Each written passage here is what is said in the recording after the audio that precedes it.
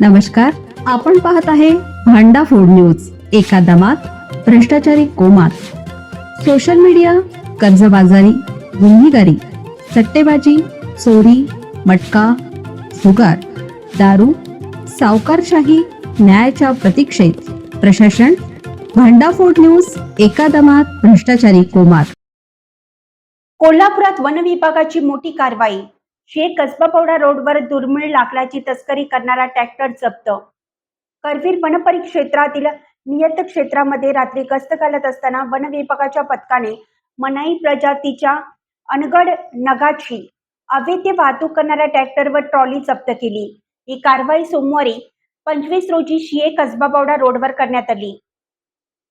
वनपाल करवीर व वनरक्षक शिये हे रात्री गस्त घालत असता त्यांना ट्रॅक्टर व ट्रॉलीमधून MH09 BP 2999 दुर्मिळ प्रजातीच्या वृक्षांच्या लाकडाची विनापरवाना वाहतूक करत असल्याचं निदर्शनास आले. त्यानंतर संबंधित ट्रॅक्टर व ट्रॉलीसह माल जप्त करून चिखली रोपवाटिका येथे आणण्यात आला. या प्रकरणी भारतीय वन अधिनियम 1926च्या कलम 41(2)ब अंतर्गत गुन्हा नोंद करण्यात आला आहे.